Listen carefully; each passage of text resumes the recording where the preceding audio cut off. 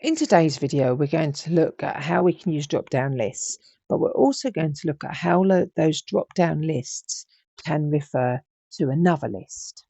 So we'll start off by just doing a very basic drop-down list, and then we'll show you the next stage. So let's do a basic drop-down list, or in other words, a data validation. So let's first of all, I'm going to put in the list I want. So in my list, I would like people to choose from the east, north, south, or west. Now, that's going to be the first stage. And then the next stage of that is if they put in the east, I want them to be able to select from a variety of towns. So these towns.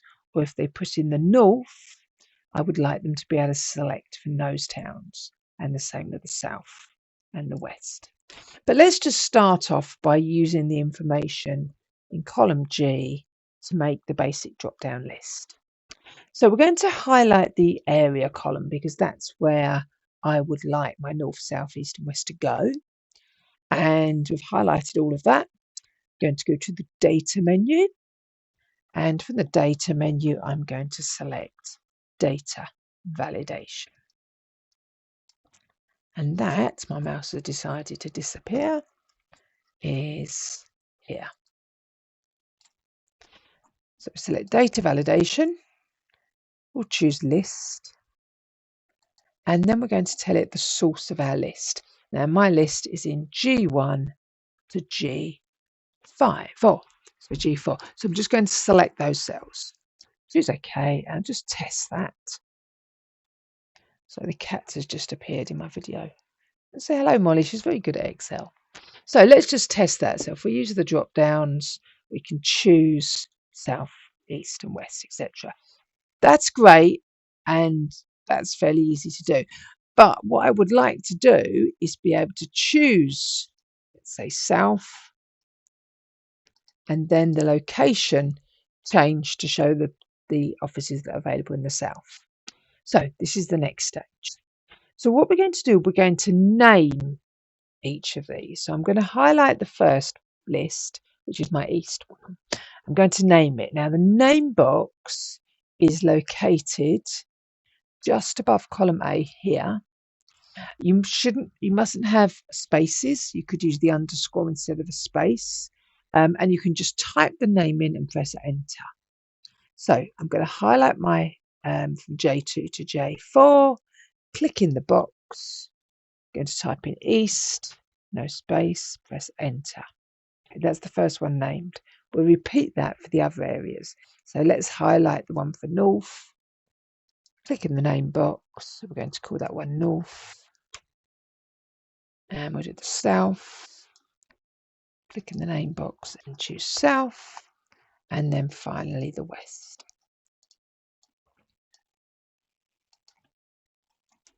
Okay, so let's just see that these are working. So if we click on that drop down now, I can see I've got all my names. There's a table there as well. If I choose north, it will just highlight them, double check them. South, that looks good.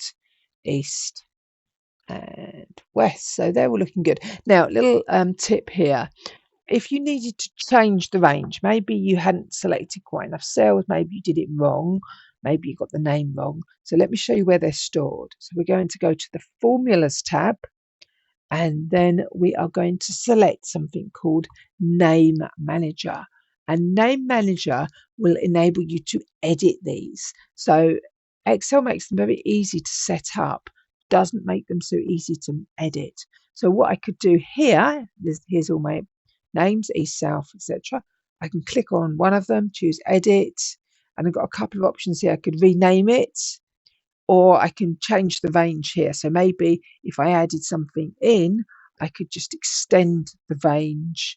Let's just do that. So I'm going to cancel out of that and close out of that. Okay, so let's add in the north. So let's add in another town. Let's add in Doncaster. Okay, so I've obviously got another town in there now. So what I would do, I would go to Formulas, I'd go to Name Manager, I'd select North, edit the North, and I'm going to change that so it extends to L6. It's going from L2 to L6. Choose OK. Choose close. Okay, so to set them up nice and easy, you just click in that box above column A, and then to edit them you need to go into your name manager. A little bit more complicated, a little bit more hidden, but it's worth knowing.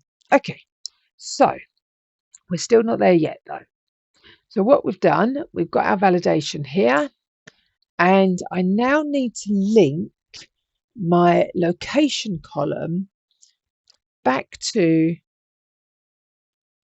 the area column. So what Excel needs to know is it needs to know it's got to go to look there. But when it's getting the information, it needs to know that this cell here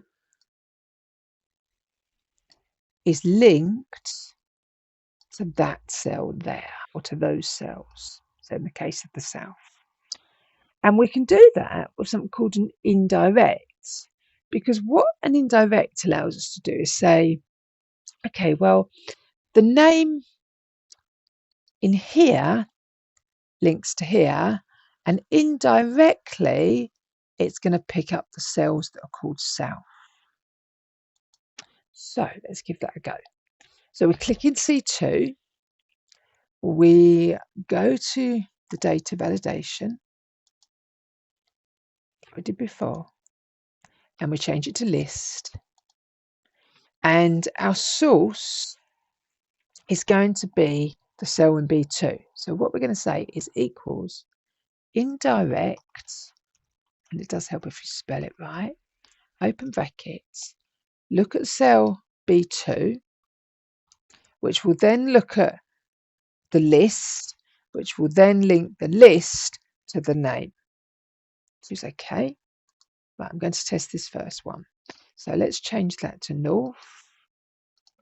And in the north, there we go. So we've got all our towns in the north.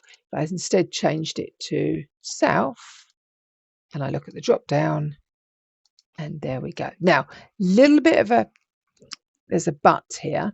So we're going to go back into that cell, and we're going to go back into data validation. Because when we produce the indirect formula, this one here, at the moment, it's only referring to B2. So if I was to drag it down to other cells, it would just still refer back to B2. I don't want that. I want it to change the row number. So to go to B3, B4, B5. So what I'm going to do is I'm going to remove the second dollar. So a dollar in Excel will always say, always link back to that row or that column.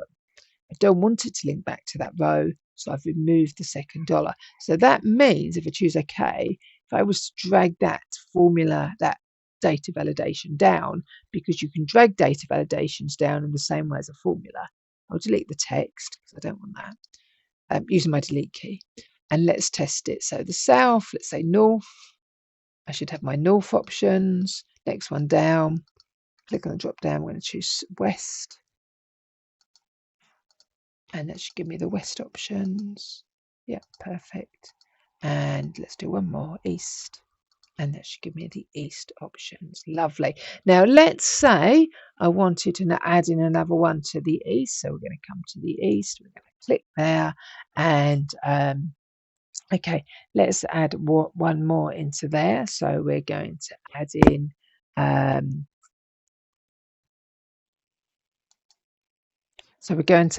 let's say Tilbury.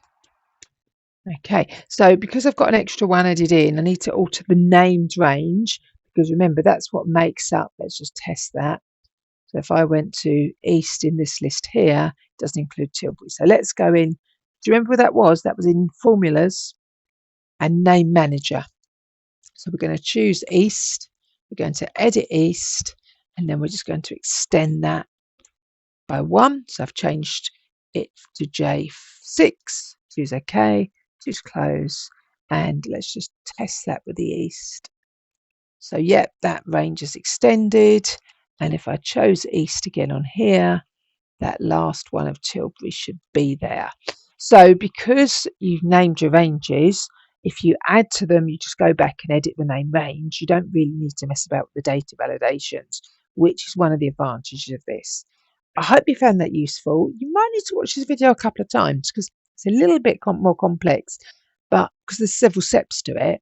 But we are bringing in quite a lot of features. We're doing the data validation, we're doing the names, the name manager, and we also talked about the indirect function, which is enabling us to link from one place to the other. Hope you found this useful. Don't forget to subscribe if you do, and if there's any other videos you'd like to see, do comment. Thanks very much for listening. Bye bye.